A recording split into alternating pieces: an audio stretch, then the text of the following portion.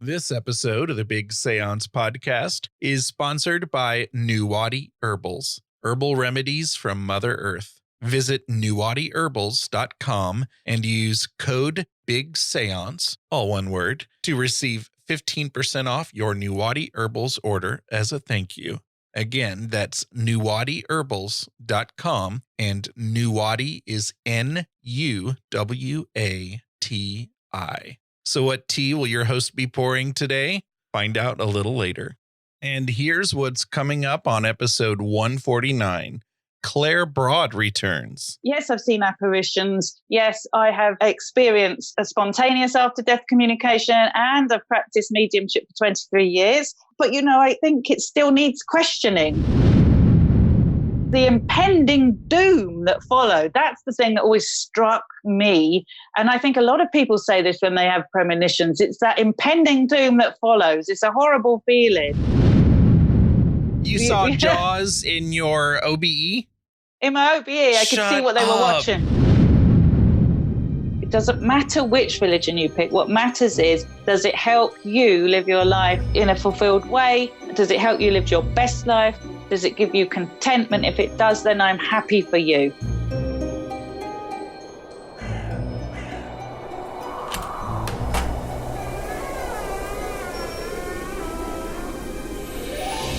Welcome to the Big Seance Podcast. I'm Patrick Keller of BigSeance.com, and this is a place for an open discussion on all things paranormal, but specifically topics like ghosts and hauntings, paranormal research, spirit communication, psychics and mediums, and life after death.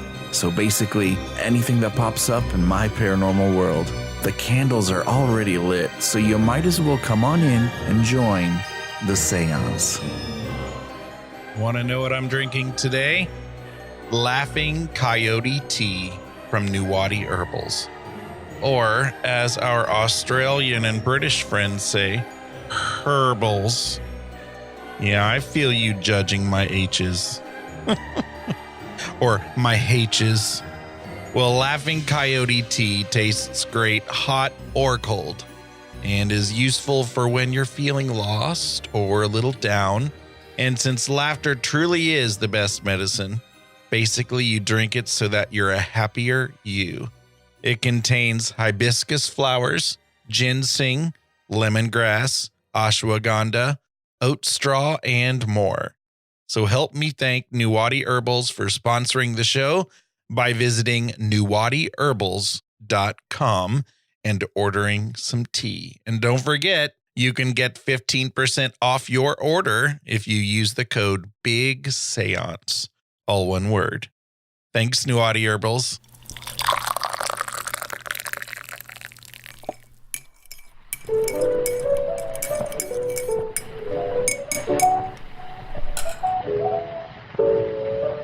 Claire Broad is a spiritual medium, teacher, and author, and she's registered and approved by the Institute of Spiritualist Mediums.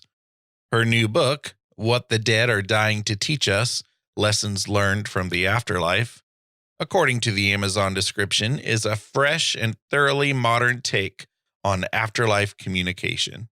Claire Broad is known as the honest medium.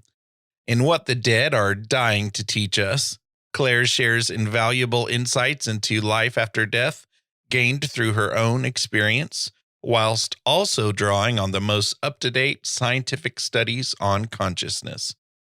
By the end of this compelling book, readers will have an understanding that we all have a natural connection to the spirit world, and will have gained tips and tools to deepen this connection, that death is an illusion, that our loved ones can visit us after their passing, and that we can learn to recognize the signs, that genuine mediumship is a therapeutic practice, and why visiting a medium is nothing to be feared, that spirit guides gently support us all, that it is natural for a child to display psychic ability, and what you can do to support a child that does, that there is scientific research to support the validity of mediumship and psychic ability, and that it is possible to seek evidence for survival as well as keeping faith. You can visit Claire's site at Claire Broad, Paranerds.com. And Claire's first appearance on this show was in 2015. I can't believe it was that long ago, in episode number 38. And since then, she's returned for episodes 47, 107, and 134. Welcome back, Claire. Hi, Patrick. Thank you for having me. So excited to talk to you. And, a little behind the scenes, we just nerded out and talked for like 20 minutes. And so I love how we can just pick up every time we connect. I do as well. It's just natural. And then it's like, oh, yeah, wait, we have an interview to do. Should we do that? That's how I like it. They're the best ones. Yeah. Your book that we're going to talk about today comes out in September 10th, and it's called What the Dead Are Dying to Teach Us, Lessons Learned from the Afterlife. And it has a beautiful cover. I love the cover. But before I started reading it, I didn't realize that you were going to share so much about your life and experiences leading up to writing your first books. And I really thought that I knew your story. And so it was really a pleasure getting to know you as a person more. And it seems silly to get that from a book, but I loved learning more about your journey.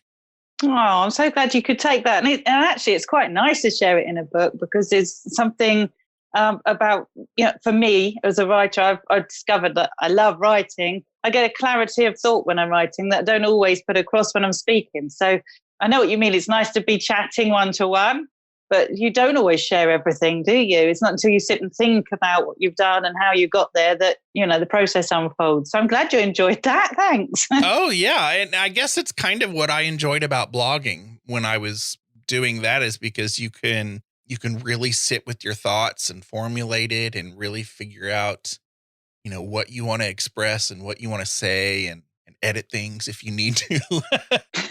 Well, I find that it's bad enough that I talk a lot anyway, but when I'm writing, it's just like this stream. I don't even edit too much. It's just out. My editor had to edit, put it that way. I think I write how I talk. It's just conversation form. And it's just, I would like someone to pick the book up and feel I was actually speaking to them. And that's like what I told you last night. That's why I think it's so easy to read one of your books. Sometimes I find reading a book, and I think it's partly age, and I think it's also the way that, our society now is always staring at a device or distracted or something. But, I flip 3 pages and I'm asleep, and I'm reading 3 pages a night. Oh, I'm the same. Oh, I can't hold attention anymore like I used to. Right. The devices are making my brain different, I'm sure. So when I was writing, I wanted to write it in segments so that you could pick it up, put it down, pick it up, put it down. You wouldn't have lost where you are, Well, I can tell you that I went 2 hours in one sitting, just, reading several chapters, and could have kept going. And it was late at night and I still wasn't falling asleep. So that alone right there should be a compliment that I was not snoozing. That is a compliment of the highest. I buried myself away for a year, away from my family, away from my kids and everything. It's such a personal thing. And when you actually hear somebody feedback, it's awesome. So thank you, Patrick. You are welcome. And I still have some of the book left to go. And so I'm excited to get through that. But I wanted to start with the fact that you have a lot to say in your book about reincarnation. And you mentioned a story of receiving some truly cool past life information from another medium that you, sat with. Can you share a bit about that? Yeah, sure. So, I had a very, if there's such thing in mediumship, conventional training. So, mediums have a high degree of training if they've gone through the right organizations, particularly in the UK, if we can go through the Spiritualist National Union. And then I obviously went through the Institute of Spiritualist Mediums. And I had been sitting in circle for 10 years every week with a very established, well-respected medium who drilled into me about evidence of survival and being able to validate the information that you give, and treating mediumship not only as a spiritual practice, but as a science, because you're trying to give evidence for an afterlife. And it's a big claim. So with regards to reincarnation, I'd always been taught to stay away from it. And in fact, in the UK, in the Spiritualist National Union, they would rather you not talk about reincarnation because up till this point, can't necessarily prove it in a reading. You could talk about a past life, but how are we actually going to validate that?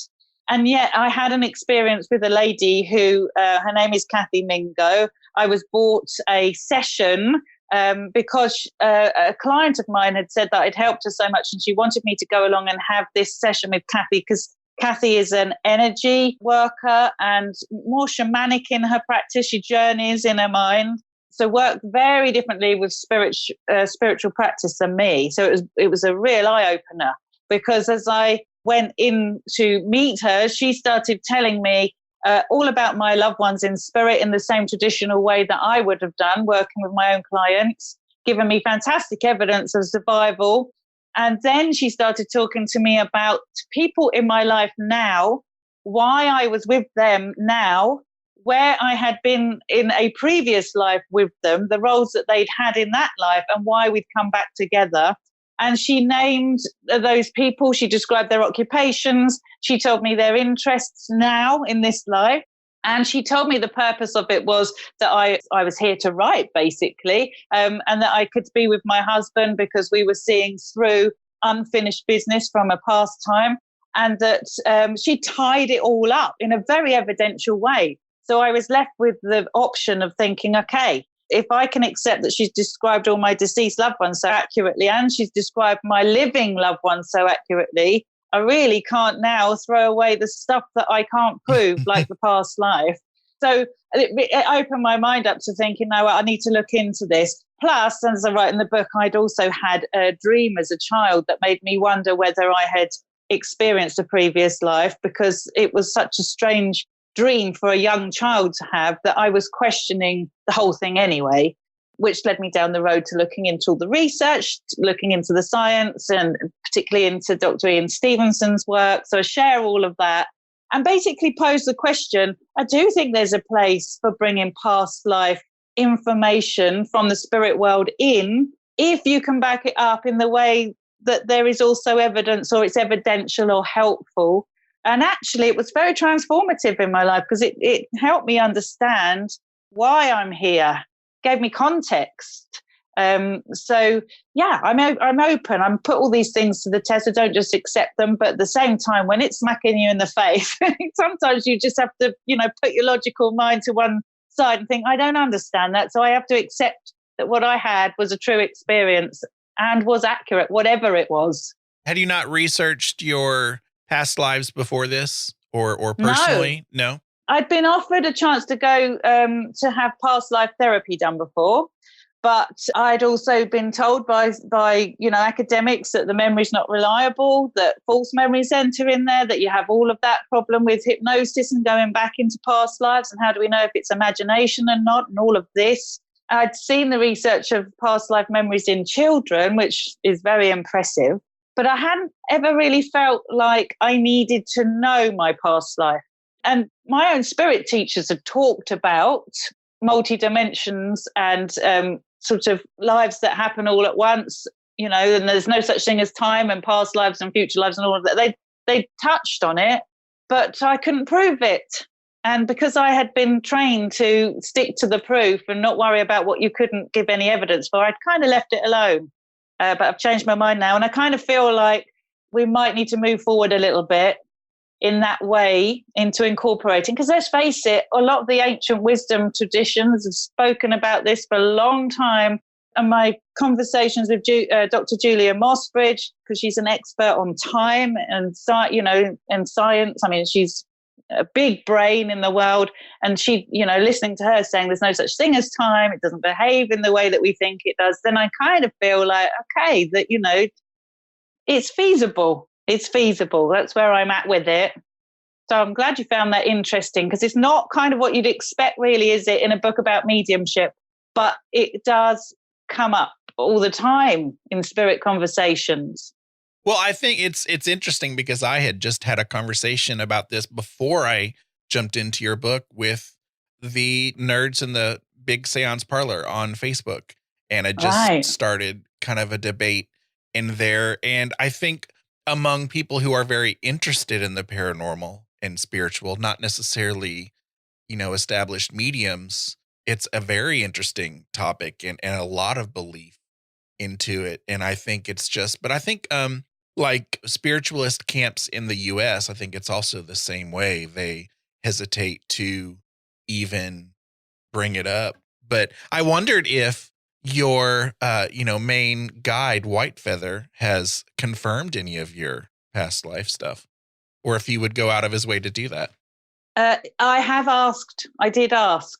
And I got a response that yes, there is such thing as multiple life experiences. It's not how the trouble is our brain can't wrap itself around the reality of it. So the way that it gets taught or visualized in our minds is very simplistic. Mm-hmm.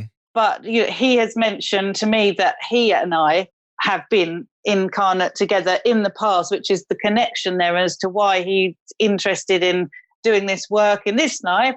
But again, I can't prove that. So, right. I can only take that on that piece of information coming through. But I'm sure there's something in it. When you put together like I said, the evidence for children remembering past lives is so compelling. And I just don't think, when I think about spiritualists in general, there's like quiet acknowledgement in past lives. They're just not publicly owning it because they can't prove it. Mm-hmm. But I wonder if it's time to just go a little bit beyond that now and just say, well, this is what the spirit world are giving us. So we just have to trust in it. And there may be our ways of getting, like I said, the evidence through, because that day with Kathy Mingo was evidential. Well, if it stands out, that's awesome. I told you before we started recording that I just love the way your brain works. You've always put a lot of emphasis toward the science of things. And in our previous discussions with you, you talk about science and mediumship a lot. And I think, since then, meeting Dr. Mossbridge and all of that has even been cooler for you. And, I don't pretend to have any of your wisdom, but I notice when I'm talking to you that I ask myself the same skeptical questions. And I like that you just don't go with whatever because, I don't know what I'm saying, but I love that you and I have the same brain as far as that goes. And I'm like, hey, it's cool. We have the same, because, a lot of people criticize people for having those skeptic questions. I know. And I really admire the mediums that I come across who say, well, look, I saw an apparition. I heard this. I am not going to doubt. It doesn't matter what anyone else says. It's real. This is the spirit world. It's like this, and there are many people like that. And it seems to me that they're just not ever going to get knocked off their perch. Whereas I've been really honest. Yes, I've seen apparitions. Yes, I have experienced a spontaneous after-death communication, and I've practiced mediumship for 23 years. But, I think it still needs questioning. And actually, if you take it back to its heyday, with the likes of William Crookes and Arthur Conan Doyle and, that caliber of person, they weren't just accepting either. And in the end, when they owned their truth, they owned it 100% because they knew that they'd questioned it, doubted it, torn it apart, picked it apart. They knew they weren't being gullible. They knew that there had been no greater critic about it than themselves. So what anyone else was going to say wasn't going to trip them up. And I kind of come from that camp. I'm trying to understand human potential, consciousness, the mind. And I don't want to trip myself up by thinking, oh, yeah, I understand this. There's a spirit world and I know how it functions, because I don't. So I don't. All I know is I have these experiences. My clients tell me, they validate the information I give. This is my best understanding of it. And if one day we have a greater understanding of it, I want to be free to be able to incorporate that without having become so identified with my position that I can't. So that's kind of where I'm at. And, all this doesn't mean that you don't have confidence, because I can tell you are also very, very confident, and you're getting more confident with your abilities. And I think that's good too. Yeah. I put it this way. I don't doubt my experience. I have those experiences. I'm questioning, have I understood them properly? Yeah. That's a completely different thing. And, I'm putting my neck on the line. I mean, I did not want public attention. I've found myself kind of thrust in this because the spirit world were telling me they wanted me to write, and I had a message to share, and that I'd be able to help people and give hope and give healing to people that needed it, were seeking higher knowledge. But it's not something that I've needed myself. So, I feel like, I don't know, I just feel like I don't need to defend any position. This is my experience. I own it fully. I'm prepared to stick my neck or my head above the parapet and say, this happened, and make of it what you will. And if it's helpful to you, fine. And if you want to dismiss it, that's fine too. And that's why all this put together, that is why you are the honest medium. Thank you. At the age of 10 in 1986, you had a premonition of the Challenger disaster. And I remember this well. I remember being so moved and emotional about that. That day, I remember my parents, I guess, being a little concerned that I had been hit by it so much. I think it's, like the first big disaster that I have in my memory. And so I remember kind of my parents thinking, well, should we pull him away from the TV? Or, is it too much for him to handle? And to this day, when it pulls up on social media or an article about it, I read it and get back into it. And it takes me back to those days. Tell us about that premonition. I mean, you were just 10. That's crazy. I know.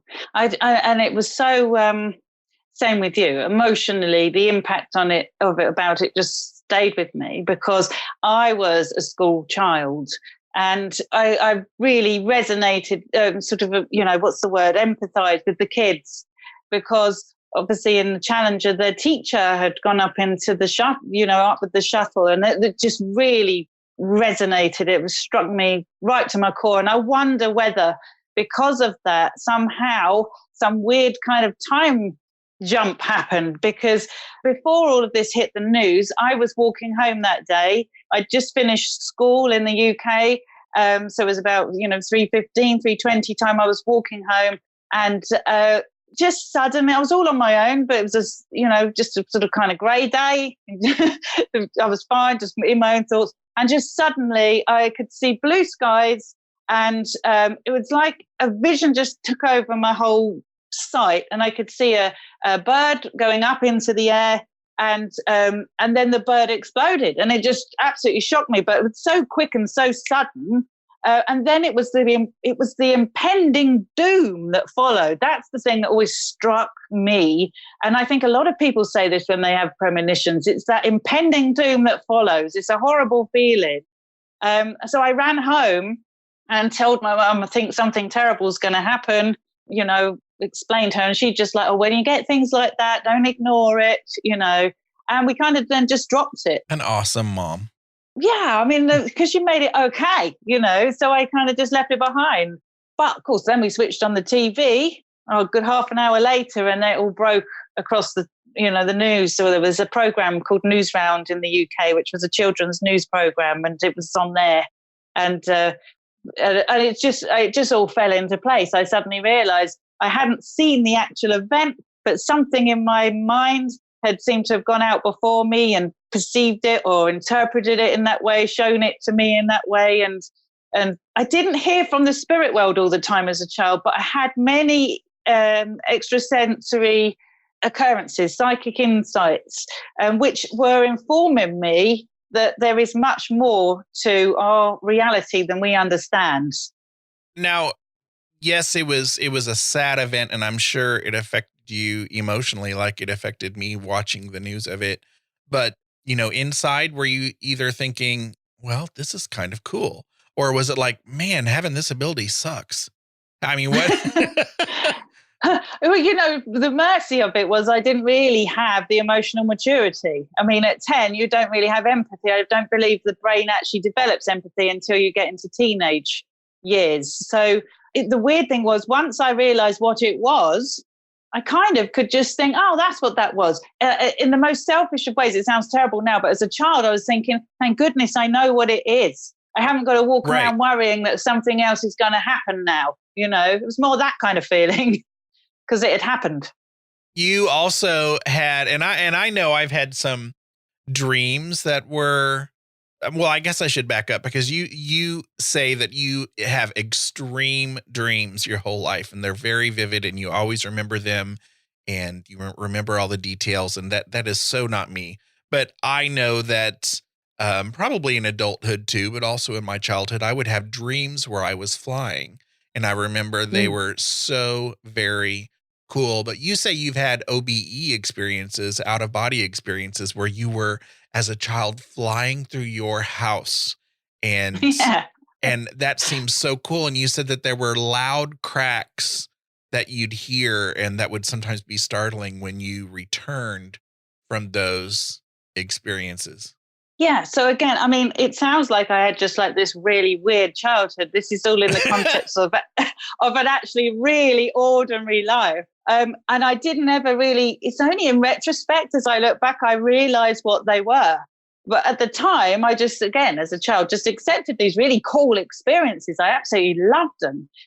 So yeah, I would like go off to, almost intentionally put myself into a sleep and think, that's it, I'm going to journey tonight, and I was too frightened to leave the house. This was the weird thing. So I would start at the top of the stairs and fly down them. And I assumed they were dreams, but they were so vivid and so real that when I would get into my living room, I can remember, this is the thing, I can remember the layout of the house and everything. And we're talking about when I was like 4, 5, 6 here, I would fly into the living room and see what my mum and dad were watching on the TV, because I wasn't allowed to watch things. I remember one day Jaws was on. Now, that was cool. But I was not allowed to watch that.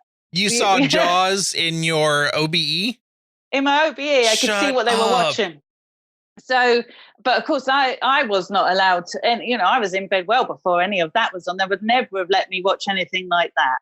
So, but it was, I just assumed they were dreams. But what the weird thing was that I would hear this crack as I came to. As I was waking up, there would be this electrical cracking sound. And then I'd wake up and I'd feel quite disappointed because the fun was over. And it wasn't until I became an adult, and I do believe in my sleep, I literally journeyed away from my body and I had the same experience, but even more weird, because I found myself in my sleep traveling with other beings through space. And it was the immense love. I'd never felt anything like it. Bliss is the word I want to use. Okay. and then they were making me aware I was going to have to come back. And I could see myself coming towards the earth, then coming towards my town, then coming towards my house. And as I was coming down closer, I was feeling heavier and it was depressing, because the freedom and the bliss to coming back to that. And then as I entered into my body, I woke up and there was this enormous crack. I mean, and I actually thought that perhaps there'd been a lightning or something, something happened outside of my flat, except I realized that my springs in my mattress were literally reverberating, and there was nothing but me in the room. And I actually held on. I can remember holding on, waiting for it all to go, all for it to finish. And that's when I started to realize there's something to these are out of body experiences. This isn't just dreaming. There is something physical going on here. And I almost feel like my energy body or the electromagnetic part of me, I don't know what, had rejoined and it had this reaction. Can't prove that, but there it is. That's my theory. I was fascinated by, you said you could cause yourself to go into it by making yourself sink into the bed, with like some deep focus, and that was cool. Yeah, as a child I could, because my imagination was so real. Mm-hmm. So I write about that in the book. In the first chapter, a question about consciousness, and I explain why it is that children's brains are able to be so clear and in touch with this reality, this alternative or expanded reality is a better word, and that as adults we lose that ability. So as a child, because I was able to be in this extended reality where anything is possible, I could literally visualize myself sinking through the bed, and it would have the effect of releasing me, I think. Now, I mean, at the time, I just was experimenting, it was a cool dream. Right. Well, kind of along the same lines of dreams, Kelly, who's in the Big Seance Parlor on Facebook, she wanted to ask you a question. And she says, how can we tell the difference between a visitation in a dream and just our subconscious manifesting our deceased loved ones as a means to make sense of the stress in our lives? She says, my father passed 7 months ago, and I dream about him multiple times a week in various states of mind and in different situations, but I haven't felt that it was a visitation. Oh, okay. So there is a distinct difference, I believe, between our mind trying to process the fact that loved one's gone and bringing them perhaps into dreams, and what often is termed as a spirit visualization or a night vision. And there tend to be some core factors involved. So I've always found they're very rare. They don't happen all that often in life. But when they do happen, they are so distinctive, there's no forgetting them. So you tend to find that the deceased loved one, for one, is showing themselves completely radiant, so well and looking amazing. Two, there tends to be a conversation about the fact, I thought you were dead, I can't believe I'm seeing you. You almost question yourself. It's a lucidity. Here you are. Three, there tends to be a message. So it's along the lines, even if it's spoken or just relayed through emotions of I'm well, I'm fine, and I'm either moving on, or some insight into what's going on in your own life right now that's helpful.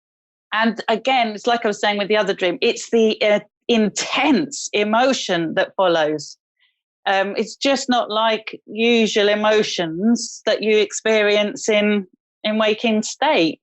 So I tend to think they're the factors, they're the markers. And I mean, it's not to say that her dad isn't visiting her. It could be very close and interjecting into her mind.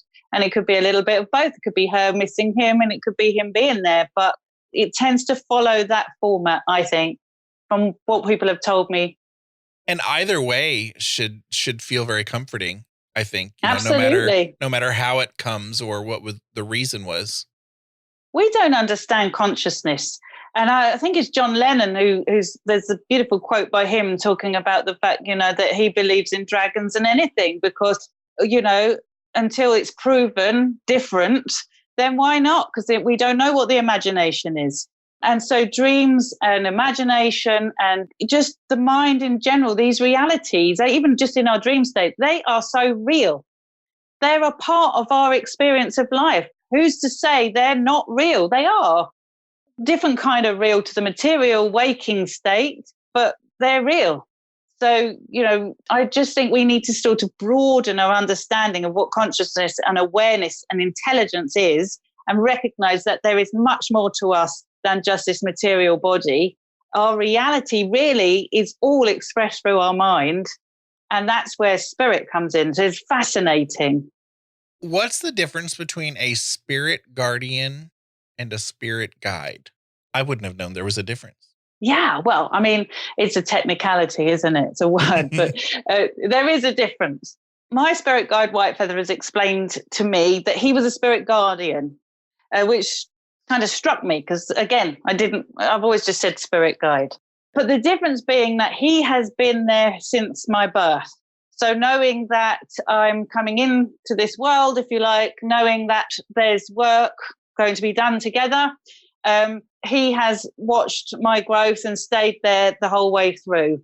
Whereas spirit guides often come in at certain times in our life and then disappear when they're not needed anymore. So the way I describe it is, if your job is as a surgeon, you may well need someone in spirit to come close, inspiring you, helping you from spirit side of life, who's also interested in health from spiritual perspective. But when you stop that job, you don't need that help anymore. So that help then goes.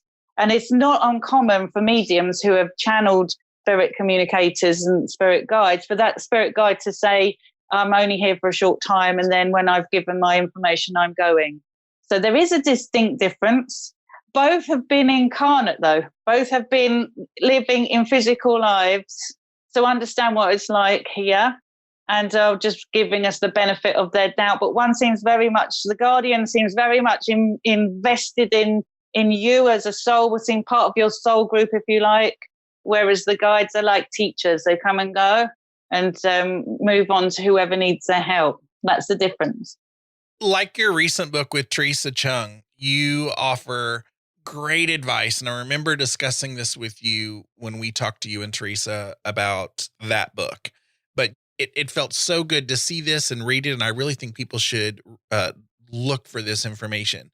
But you have great advice on finding genuine, honest mediums and what to look out for. And so I want to thank you for putting that in there, because that's also the honest medium part of you, where you are just very real. And I love that. So what are some of the tips that you'd give to people for really looking for? Because it's a great resource. Yeah. And I think the thing is, this isn't something that you want to come to uninformed. You want to make sure that you've done your homework, because, when you lose somebody that you love, you're putting that precious opportunity to be in contact with them into the hands of a stranger.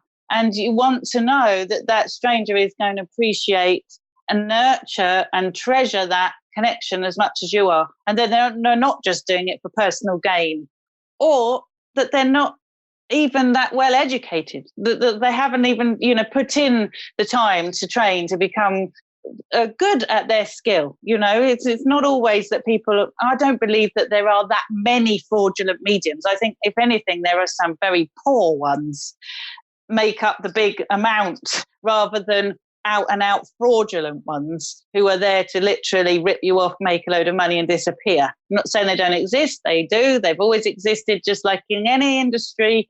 But mostly I see a lot of poor quality work.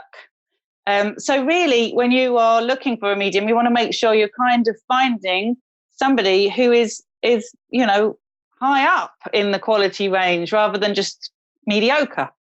So I feel that you should, first of all, a good question is to see if they've done any accredited schemes or put themselves through any training. They haven't just said, "Oh, spirit speak to me, and therefore I'm doing readings," because they may well have a good connection with spirit, but do they have a good conduct, professional conduct? Have they learnt what to say, what not to say, the difference between cold reading, hot reading, Barnum statements, and, actually seeking evidence of survival? Have they learnt how Are they educated in the topic? Yeah. Are they informed? And even down to, have they learnt that you don't tell people what to do? Because, and unfortunately, the things that I come up against with the general public is people contact me telling me some of the most horrific stories sometimes of psychics and mediums. I mean, one of them sticks in my mind was somebody who was told that someone at work that they work with had hired a professional psychic to create a demon around them because they wanted them dead. There are people that will say this kind of thing. And it's ego. That's always ego. If a medium or a psychic is telling you, "I can remove this curse for you, you have demons, I can do this," making it about them. "Let me help you. You've got this terrible energy around you." And it's amazing how often that kind of thing happens. You're haunted. You've got bad energy. I can remove it. That's all ego. And a good, well-trained practitioner of spirit is never going to say anything like that. So you need to, I think, see if they've done their training, put in the time. The other thing is look at their websites. It's a simple thing, but you can see the way they conduct themselves. Get testimonials. I would never have any problems at all. I know my clients wouldn't mind talking to other people that wanted references. Go and see them work. A lot of mediums work in public. Go and see them. Put them to the test. It's horses for courses with mediums. You're going to hit it off with some better than others. You want to find the one that's right for you. And so there are many little things that I list in that book that you can do. And I think the really key one to make here, actually, that might surprise people is actually price is not the best way to find out whether a medium is good or not. Because I heard it banded over and over and over by spiritualists and spiritual people as much as, non-believers, that mediums that charge are fraudulent. It's simply not true. It's a fallacy. We're living in the old days. Maybe in the old days, mediums didn't charge, but that's not even true. I know that well-known mediums such as Helen Duncan charged. So it's not the charging, it's the way that the charging happens. It's the balance in the charging. It's the, if you don't make a link, do they get a refund? It's the integrity of the medium. Because if a medium's popular and accurate, they're going to be in great demand. And if they have been asked by spirit to serve this world, they have to pay their bills. So they do need to charge. And I've got no problem with people charging for their services. It's their time. Life is precious. You're giving your time. And why not? I mean, we don't, disrespect or think anything less of priests and people of the clergy. They get paid. We're not questioning their integrity. So, or people that are just in medicine helping people, they're charging someone who's dying. I mean, where do you draw the line? It isn't on the actual money front. It's how much they're charging. Why are they charging? And are they being above board and reasonable about their charges? So actually, I'd say don't base it on the money. There's a lot more criteria before that. And of course, if they're charging hundreds and hundreds and hundreds of dollars, well, that's up to you whether you want to risk that, isn't it? Well, a homeless and starving medium is not going to be able to help too many people. No. And I have to tell you that I do not earn a lot of money. And in the book, I explained that I used to work for Disney and I worked in advertising and I had a really good career at blue chip companies and I was earning good money. And this is not the way to earn money. The reason I can do this work is because I'm so fortunate that my husband supports me. But, there's very few mediums that are rolling in money. There really are. So I just don't think it's a fair representation. In general, I just don't think it's an accurate observation anymore. I think it's something the cynics use because it's easy just to say if they're charged, they're fraudulent. That's my view. Claire, you have a chapter, it's chapter 4, that bravely takes on religion that I think, people aren't always comfortable to do. And Ouija and fear and, what do you want to tell listeners about that chapter? Yes, so I titled the chapter "We Can Rise Above Fear" because I really feel that once you actually get hands-on in learning how to expand your mind and become aware of that spiritual dimension around you, you are most likely to have nothing but positive experiences. I say most likely because there'll always be somebody who will chime in and tell me they've had something that's frightened them.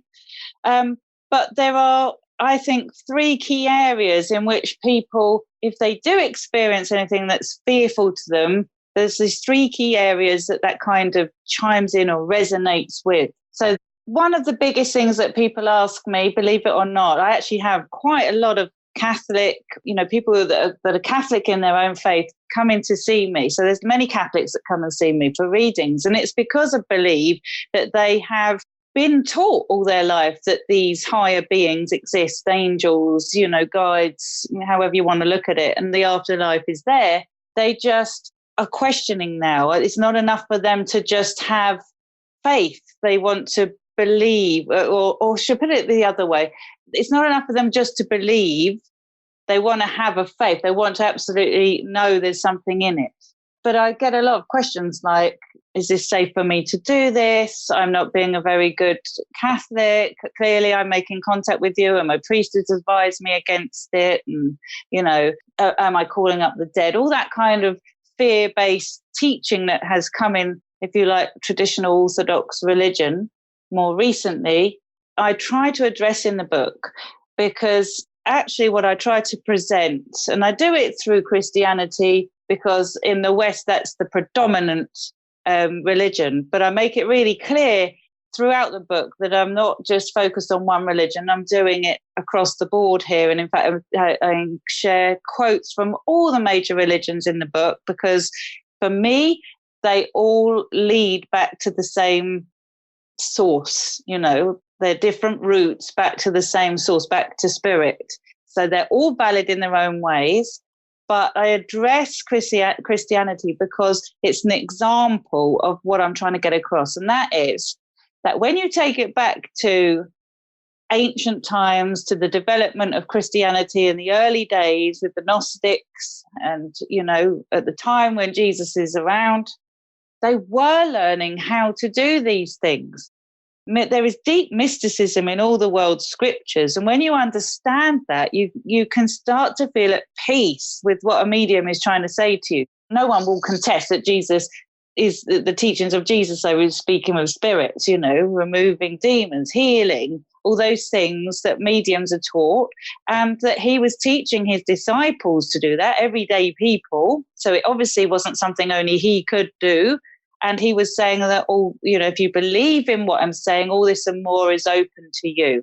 So he was actively saying it's okay, and that's my interpretation of it. And as I digged deeper as to why is it these people have all these fears, I found within the Gnostic Gospels actual teachings of mediumship. So in the Gospel of Mary Magdalene, she actually has a vision of Jesus after he's died and has a conversation with him and asks him, how is this all working? Is it through the mind? Is it through the spirit?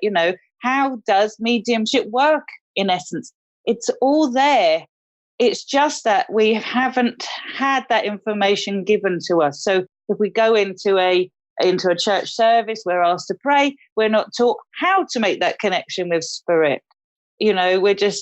You just sit there in your own space and hopefully the Holy Spirit will come around you and you will find that you're connected in. There isn't the how to. So the only difference between what I'm saying and maybe what Orthodox religion is I'm saying this is how to do that.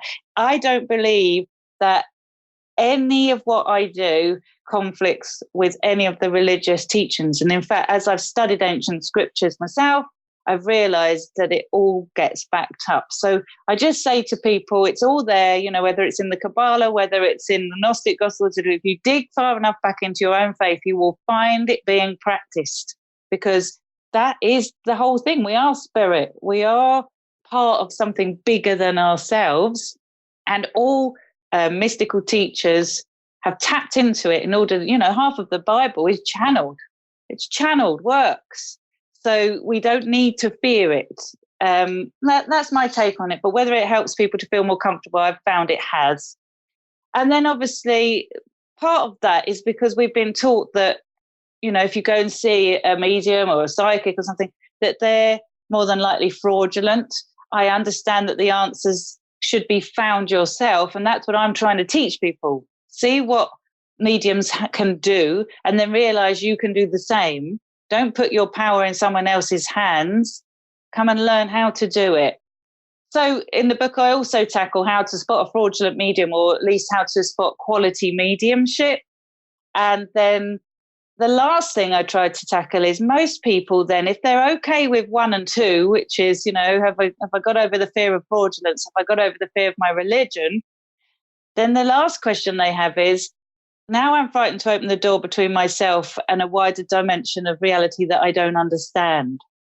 So what I tried to address in the last section of that chapter, You Can Rise Above Fear, is how to have confidence in your own power so that you don't feel that you are needing to come to this line of things with fear.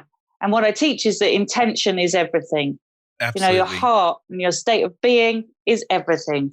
And if you're coming from, it sounds really convenient, but it's true, like attracts like. And if you're coming from a place of, I expect to have a communication with respect, with love, with high intentions, in a harmonic way, with the intention to receive information that helps and uplifts, then I am aligning myself with that energy. And that's what I get. And so I never fear opening that doorway between myself and spirit, because I am spirit. I'm already that. And I understand that my intentions are everything. Those people who perhaps, I do advise that those people that perhaps aren't mentally well within themselves, steer clear of it until you come to a point where you are feeling healthy and well. And that really means owning your own power. And, if you think about it, just feelings of depression and sadness, they lower you. We all feel heavy when we're going through feelings like that. They're grounding us. They're drawing us down to those lower frequencies. Emotions, to me, are frequencies. And when we can lift ourselves up into feelings of love, joy, happiness, contentment, whatever you want to do, then you are then in alignment with that. And so the chapter really addresses the 3 key areas that I come across that people avoid doing anything to do with mediumship, spirit communication. To me, even those words kind of denote that you're doing something supernatural. And actually, really, all you're doing is expanding your mind and your awareness out to that greater reality that's around you that we don't yet understand, and which consciousness exists, that field. And it's there for us all. And there's intelligence within it that we can all gain from. Does that make sense?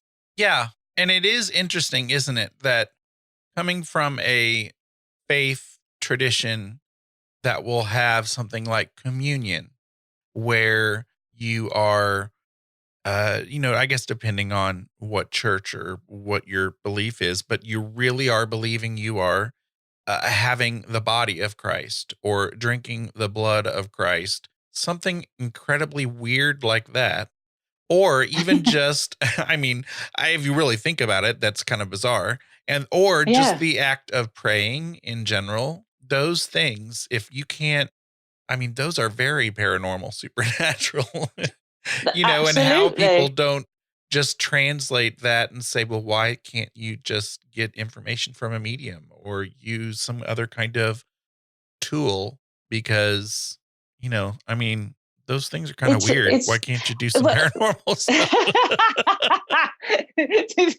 Absolutely. Do something normal. Speak to dead If you're people. going to be drinking the blood of somebody, you might as well sit down with the Ouija board. Come on. Yeah. I think here's the thing. All of that is, the Bible is a mystical text. It isn't to be taken literally. It even says in the Bible, in chapters, in certain paragraphs, it says it's an allegory. The drinking of the blood is a symbolism. It's not an actual thing. It's symbolic. Just like, like the Greeks believed that air is mind and fire is spirit, and they denote descriptions to things that are on a mystical context. And then as we come to read it, we read it as literal. It isn't literal that, and like you're saying, it is a bit weird, really, because, you doing that is a ritual. It is a supernatural ritual doing that, because it's all about mind, intention, consciousness. So what you're trying to do there is embody Christ within you, bring Christ consciousness into your soul, your spirit. Well, if that's not trying to bring spirit close to you and try and do mediumship, then I don't know what is. It's the same thing. It's just different terminology. And people feel Christ is a dead person and they're calling on him all the time and asking him to communicate with them. But that's okay. But if you call on your mum or your dad, then you've got trickster spirits or demons. Or, it doesn't tally. It doesn't make sense. The people that loved you, the people who will do anything for you, you're not somehow capable of recognizing when your own mother comes in. You've been tricked by some spirit that wants to, pretend to be someone it's not. It's all fear-based. And, you'd rather call upon a so-called stranger that lived 2,000 years ago for help than your own mum and dad. It doesn't make sense to me. I'm not saying that Jesus doesn't exist.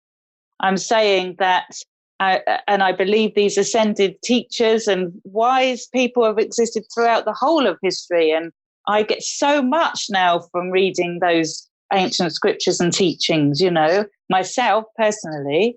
But I also am not going to throw mum and dad out the way either if they make the effort to come and give their love and support, because I've got some idea, or I've been told by somebody who really, let's face it, is no better, attuned than them, that, your mum and dad can't be here because they're in some level of existence that they can't come back from. Who says that? That's not most people's experiences. After death communications are common, and people experience their loved ones coming back, bringing them signs, showing them they're around. And we dismiss our own personal experience sometimes for fear, because we've been taught that's not true, it must be evil. But that's not your own personal experience. But there you are, you're sitting there with the fear of it all. It's so contradictory. It's unbelievable. And I have actually read for vicars, very open-minded vicars who've come to me. And I remember one of them telling me that as they did, through their schooling, they were told or taught to channel the Holy Spirit from the parapet. So they're channeling when they speak and give an address, just as a medium does maybe from the platform in a spiritual church. They're channeling wisdom. They're getting into a higher state of mind and bringing what they believe to be is God through them. It's all the same. I wish people could see it's all the same thing, just in different expressions of. And once you understand that, you can rise above the fear. I often say to people, even if I had to pick a religion, which one would I pick? Because so many people from the spirit world have been back to me through so many different walks of life, so many different religions that they followed. They're all over there in spirit, wherever over there is, or round about us, just in a different dimension. Which one would I pick? They're all there. Everybody's made it. They can't not, because energy just transforms. So it doesn't matter which religion you pick. What matters is, does it help you live your life in a fulfilled way? Does it help you live your best life? Does it give you contentment? If it does, then I'm happy for you. And, there doesn't need to be any conflict. It's a shame that more people don't think like that, I think, because we'd have more peace on the planet. Right. I like to imagine that on the other side, there's this coffee shop or something where all of the world's deities and great teachers are just like chilling, Jesus and Buddha and whatever. They're just having coffee and laughing it up, maybe some light debating, and I love that. And I don't think people realize, maybe realizing is not the word, but they can all be there, and be friends, and it can all be the same, general message of love that is coming down. But I also wanted to ask you, have you received through either readings, have you received interesting information that come from other teachers from different faiths that you haven't necessarily had experience with? Like, do you ever get verification that there is, like if you're reading someone who has a different faith, or, I mean, do you get information that comes through where you're like, oh, wow, cool. That was not Jesus. That was, or, Yeah, I mean, I guess the way I can answer it is in telling two true stories, I suppose. With spirit guidance, spirit teachers, for instance, my first, as I've already said, teacher is White Feather, of Native American origin, with Native American shamanic belief systems, and showing me shamanic practices when he shows himself to me or connects with my mind. But interestingly, through my development as a medium, there comes a point, obviously, you can't unfold spiritually without, I don't believe that great mediums only do mediumship and speak to the dead. I believe that great mediums have unfolded spiritually. And so it seems to me that the spirit world, at the times when I needed it, have revealed certain truths. So at one point, I had mediums and students telling me all around the same time, there's a Buddhist monk here with you, teaching you. And I found it fascinating because at the time I was so drawn just naturally myself to mindfulness. This was before it became a big buzzword.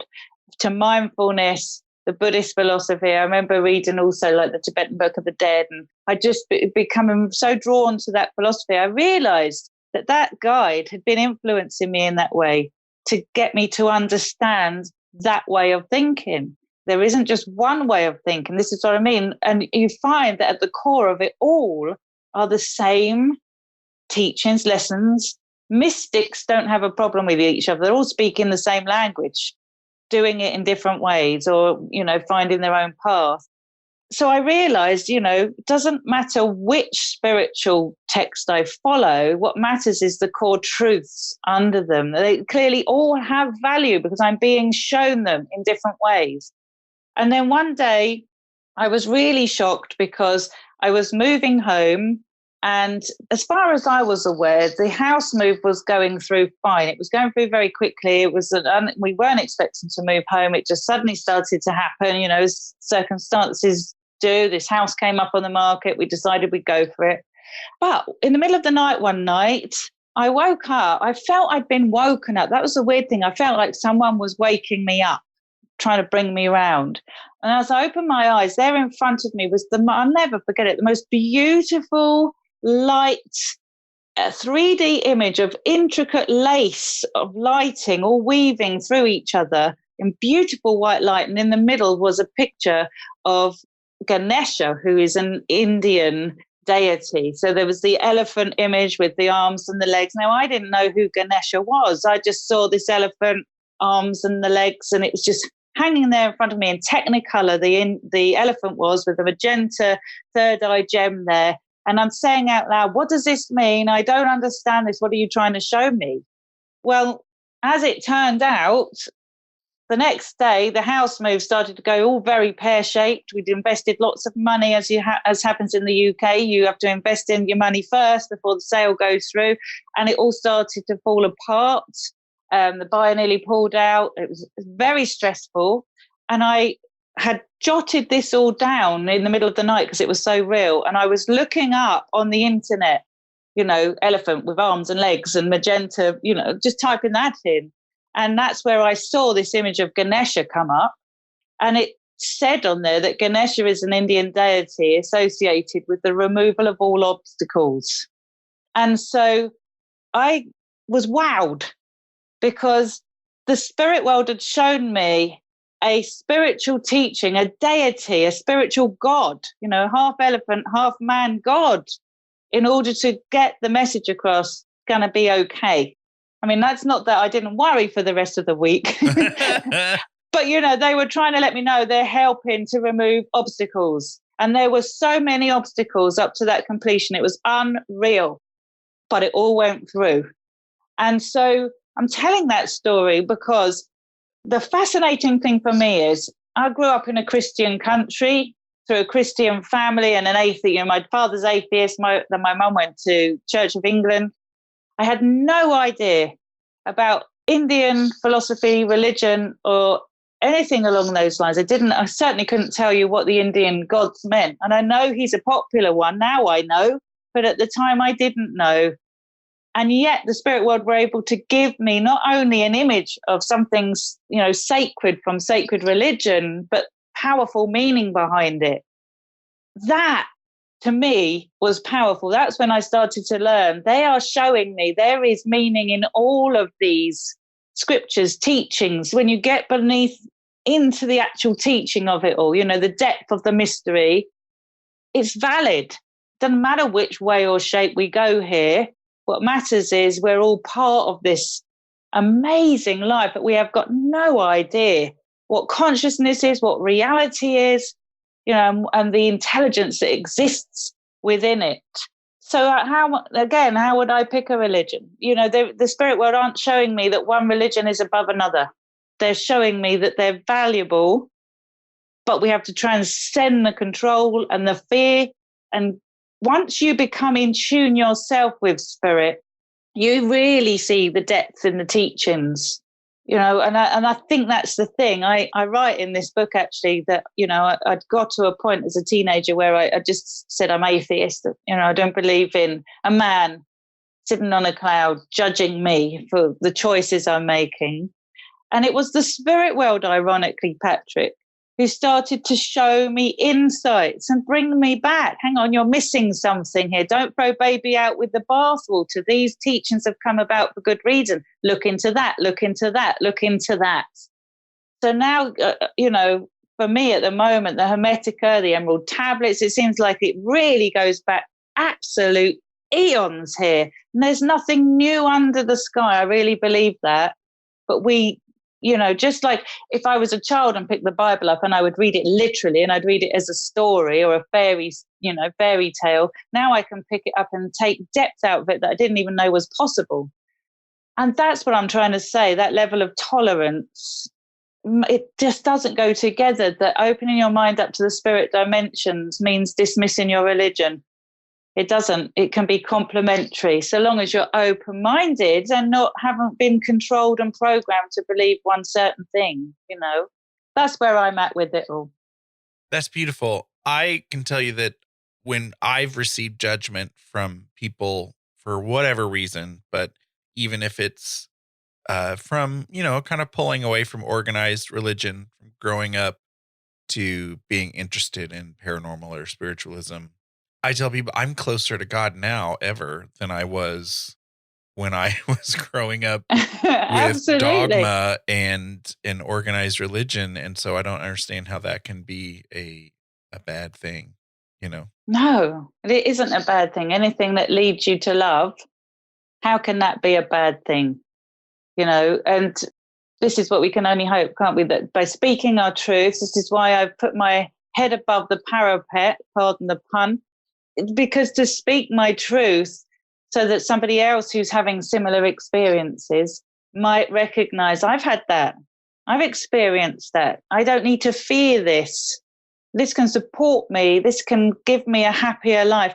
Even if you are atheist and you believe that religion is all a load of bunkum, there are solid research out there to show that the brain has become developed to have spirituality there for its own survival and mental well-being. It's not crazy to have spiritual beliefs. It's actually very healthy. And, in the book, I actually share research that Dr. Chris Rowe has shared with me. He's studied mediums in the UK, much like Dr. Julie Beischel has done in the US, but in different ways, because he's a doctor of psychology. And so he's looking at the psychological aspects. And he has shared in the book how actually many of us have these interactions, these spontaneous after-death communications. And that in his studies with mediums and spiritualists, he has found that the very people that say they hear voices, the ones that you would think traditionally you would section, actually are mentally more healthy than his own psychology students. I find that fascinating, but we are so frightened to own our truth because we feel that people will be looking at us like we're deluded, crazy, lost the plot, hearing voices. We've really got to change perception and just, get beyond the whole giving it any kind of label, anythingist, not even spiritualist. Let's stop labeling ourselves and just say, this is human experience. It's valuable and it helps. And that is the crux of it here. What's the shame in that? It helps. You say in the book that your husband considers himself an atheist. And so, and I think you said you used to refer maybe to yourself kind of more in that, category. But what's it like with your husband being an atheist when you're you? But it works. I like it. Yeah. Okay, so yeah, he's definitely out and out atheist. My dad's an agnostic, so I grew up with, in that company anyway. My mum went to church. My dad was an agnostic, so I was never told I had to believe one thing or the other. And I did, as I was growing up, began to just question everything that I was being taught. And I kind of joined my dad and went down the whole atheistic route and thought, I don't believe in a God. So when I met Martin, there wasn't really any contention there. It didn't bother me that he didn't believe in God because I got that. So really, it was about me pointing out, yes, but we don't actually understand it all, do we? We don't understand what consciousness is. He's always been very open-minded. So he doesn't believe in a God, but he's skeptical in the true sense of the word. So rather than just dismiss me, he came and watched me. And to his credit, said, I know that you didn't make that up. So I can't understand it all. Science will understand more one day. And he's always supported me. So to be honest, there hasn't, you can jog along nicely with different spiritual beliefs. When you respect each other, it's tolerance, isn't it? And just understanding that's what makes you, you. And I don't need you to be me. I don't need you to have the same thoughts. So it's fine. I think I'm more of agnostic now. I don't know if there's a God. And if there is a God, I certainly can't string a sentence together to describe it because it must be so awesome. How can I describe it? So I'm not even going to try. That's awesome. Seeing your chapter called No One Dies Alone, aside from thinking deathbed visions, makes me think of seeing another one of those heartwarming stories where an elderly couple recently both died on the same day. I saw that, I think, earlier this week. I'm curious to see what you have to say about deathbed visions because I didn't get to that chapter. But also, what's your take on something so seemingly perfectly timed with two people dying at the same time? Oh, well, I mean, I absolutely believe that there are people that come into our lives for a reason. And my take on that is that those two are like one. I think they're like bookends. You often hear about souls that are so connected that they couldn't face life without each other. They go at the same time. And to me, that's, an actual soulmate maybe isn't strong enough word really to actually get across the fact that they're twin flames. They're like one and the same soul. So I believe that that's, kind of an explanation of those two going at the same time. They've come in to be together and they weren't going to be in this life without each other. So it was perfectly timed. Sounds really trite and nice and neat, but I mean, I actually believe it's perhaps one soul expressing itself in two ways together. I don't know, but I mean, you hear it all the time, don't you? And so in the chapter, Nobody Dies Alone, the reason I wanted to write that chapter was just to give you a bit of a context. What the dead are dying to teach us, each chapter is a lesson. So the titles are the lessons, and No One Dies Alone is one of those lessons, one of the things I've taken from Spirit in the 23 years that I've been doing this work. And what I've gleaned is that many of us feel at a time when we're losing a loved one that we are not empowered. There is the control goes. We're having to say goodbye. We can't help them. Often we see them suffering, and a very difficult time because actually, when you think about it, grief starts then. It doesn't really start when someone dies. It starts watching that loved one that you love die, knowing that you're going to have to say goodbye. And we can feel just speaking from my own personal experience, you can feel very helpless. But what the spirit world have taught me is that actually life is a continuum, and that the awareness and the intelligence of that person, even though their physical body is dying, their spirit actually grows stronger. They're starting to move back into the essence of who they really are. And us as loved ones, if we could understand this, that they're going to be met by those that love them in spirit, that they're going to be free of suffering, and that actually we can help them in that stage. I know now I write about my nan dying, and I know when she was dying, I would sit and offer healing thoughts to her and just surround her in loving energy, relay my emotions, didn't have to speak it, but just send it to her. And many times in readings, what I've learned is when spirit return, they communicate in messages, is that they received that love. They knew about the presence of their loved ones, even if they weren't able to be in the room with them. For many times for me, when people come to me and their loved one has died and they didn't make it to the room, what we don't understand is just the fact your thought is going out there. You are actually in spirit together. So No One Dies Alone is all about the fact that we need to understand the power of thought, the power of mind and awareness, that those in spirit feel all that, they receive the love you're giving them, and it creates the most amazing environment for them to then cross into spirit. So you can actually do something very positive for your loved one, even when you feel disempowered.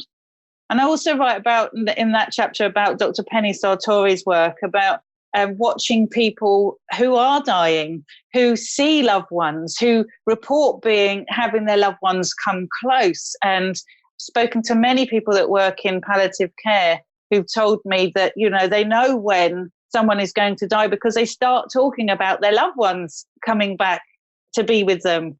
So dying, when you can look at it from a different perspective, doesn't have to be scary. And then most of us can learn to live a much more fulfilling life when we can drop some of the fear of death. So in that chapter, I write about what it is the spirit world have shown me during readings, the way they leave their body, the way that people are always with them, what they feel, the connectedness they feel with their loved ones. I write it in 3 stages as to how I experience it, as the vital energy force sort of disappearing and then watching the spirit leave the body. And death, it seems, is unique for everyone, just like birth. The spirit people have unique experiences. Every time it's different, but there are common factors that come in back through messages, that their loved ones were with them, they weren't on their own, and that they knew their living relatives were with them, even when they weren't in the room with them. It's such a powerful message, this, and probably at the core of everything that I do. I wanted to make sure that lesson, it was the last one that really, if you like, hit home, because the whole book really is not about my life. We've touched a lot on my experiences, but this is not an autobiography, this book. It's the lessons that those in spirit give us in order to live our best lives. And my whole hope for the book is that people will realize when they read it that they are in touch with spirit. They are spirit, and that relationship with their loved ones continues, and that they can learn to be in touch with spirit. You don't have to be a medium to become much more aware of the true reality around you. So actually, I just want to make it clear, I've shared true stories. I've shared true stories of other people to bring context to the book, but this is not an autobiography. This is a book to help the reader discover the spirit dimensions, to learn that there's hope, to learn the science, to benefit from my understanding, and to heal and to grow and to be empowered. That's the idea anyway. I don't know if I've achieved it, but that was the intention. Well, I should let that be your final statement because it closes it up so nicely. However, I did want to say, regarding that chapter, No One Dies Alone in Deathbed Visions, I remember that being another one of those, kind of like when I first started out on my, spiritual shift, the comfort you feel when you realize we don't die, and you learn about all the dogmas and stuff that you can throw out of your head. When I started reading about deathbed visions and like hospice experiences and things, that was another kind of additional comfort that I got about dying. And I think it's good for us, maybe not near death people, to understand more about it, because one thing that annoys me so much is when I hear about people, like someone near death is experiencing those visions or talking to someone who may be there from the spirit world. And when they shut that down, or when they say, oh, there's nobody there, grandma, there's, and I don't know if that matters, because, that person might be so connected at that moment that their skepticism doesn't mean anything, but it bugs me, kind of like, on the opposite side of life, children, when children see that something's there, it now annoys me when I hear people say, oh, no one's there. I'm like, well, you don't know. There might. How are you so confident? And I think the thing is, as well, is it's learning how to help somebody pass, isn't it? And to learn to celebrate the time you got together and the life they had. And we're frightened of death. We don't deal with it at all well. And so when somebody starts saying those things, we've kind of bought into a narrative, haven't we? Whoever put that narrative out there as some kind of real intelligent academic who knows all the answers, we've built this narrative that, the afterlife isn't real, that it's all just, imagination, there's no such thing as ghosts, and, mediums are fraudulent, and it's been proven. Well, it hasn't been proven. And actually, when you look at the research, you realize it's completely the opposite. And that most people, if I had a pound or a dollar for every time I opened up about what I do, and the person I'm talking to tells me about their own experience, then I would be rich, because most people have a story to tell. And yet somehow we kind of don't acknowledge that. And we even manage to dismiss people's human experiences, like you say. I hope this book goes some way to try and change that, because I think if I'm dying one day, which I will be, I would like to feel nurtured and not made to feel stupid about saying something that is a very real experience to me that might be bringing me comfort. I just think people are in a sense, we can't even judge, can we? Because people aren't themselves anyway at that time when they're dealing with a loved one. They're not thinking things through, right. And there's a lot of resistance. Oh, no, you're not going anywhere. We don't even talk. You don't even say what you really want to say to that person for fear of admitting they might be dying. So it's a very strange time. We do need to adjust our whole mindset around it all, because we're all going there. I agree. We need to not be afraid to even bring up the topic. And I even see, I see some mediums that I follow on social media. All of a sudden, when death comes, into their life, you see them kind of forgetting maybe what they preach, because they're all of a sudden like fighting a death or fighting what's supposed to be coming down the line. And it's like, but this happens and this is supposed to happen. And so I think, it's good to educate ourselves. The great Elizabeth Kubler-Ross wrote about the 5 stages of grief, and denial is one of them, and mediums are humans. And when that's happening, I suppose you can just fall into doubt and not want to accept what's going on. So, but I'm with you. I hear some of the language that is then said does contradict exactly what you're saying, what they're preaching.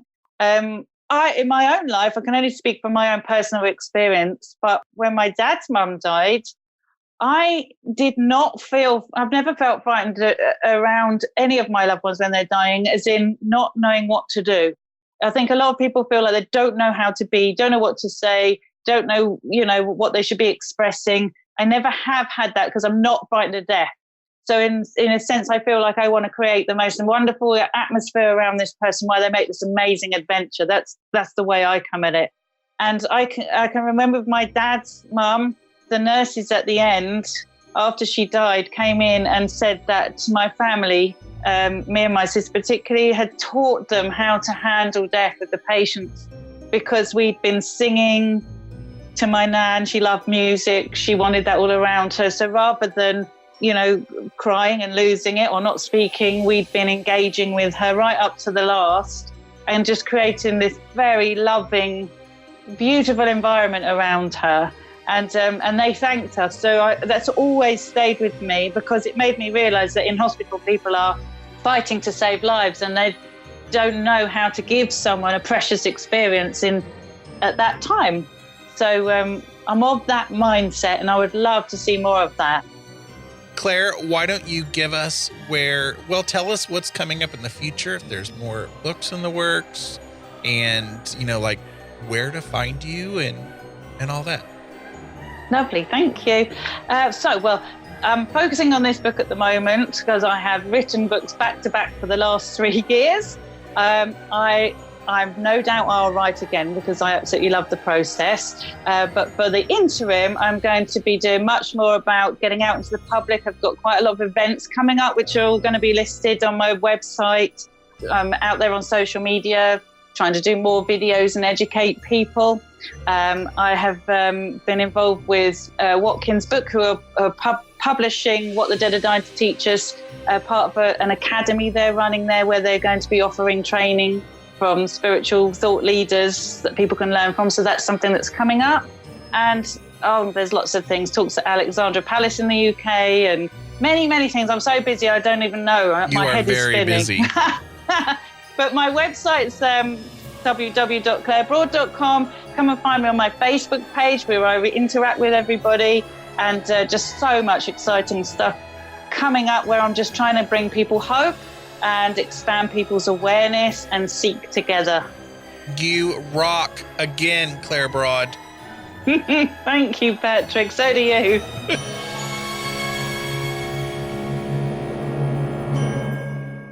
It's easy for Claire and I to talk a lot, and this was a longer interview than you're used to hearing.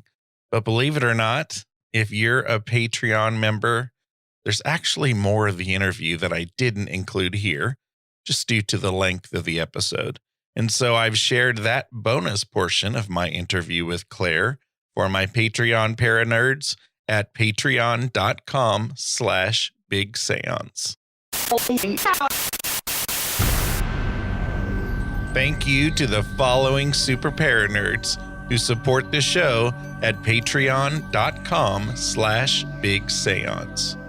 Justin J. Justin, Bliss is my muse, David Rubenstein, Genesis, Natalie, Sonia B., Kim Robb, Jim Budd, Josiel Lorenzo, Susan Davey, Paula Mitchell, and Amy Park Gedicke.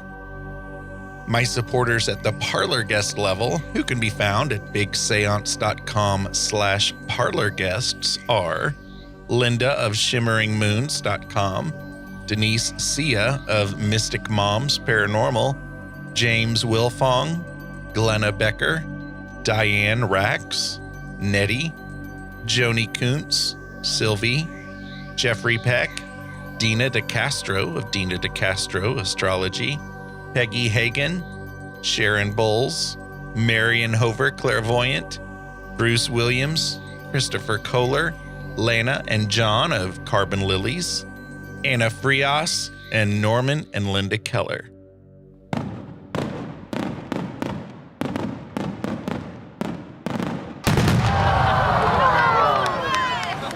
That sound you just heard was the above and beyond. There's not even a category for your level of support fireworks display, because I have two awesome listeners who support the show at the $10 level, Steve Skinner and Jackie Pacheco. So thank you, Jackie and Steve, and thank you, Paranerds. For show notes, including links to anything we may have mentioned in this episode, visit bigseance.com. You can find and subscribe to the show in Apple Podcasts, Google Podcasts, Spotify, Stitcher, TuneIn Radio, iHeartRadio, and just about anywhere podcasts are found. Do you have any comments or feedback? Go to bigseance.com/feedback to learn how to get your voice in a future show. Or you can call my feedback line, 7755-TELL-ME. That's 775-583-5563.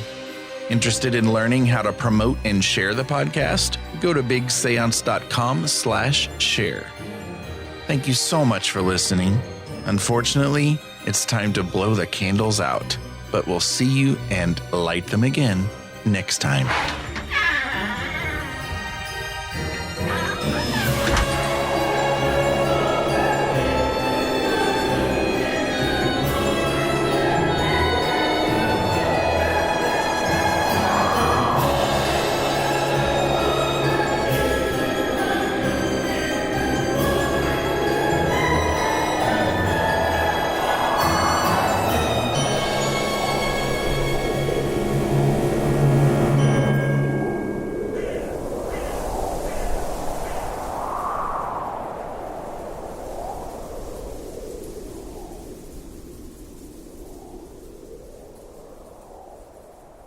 International Podcast Day is September 30th, and you can help spread the word.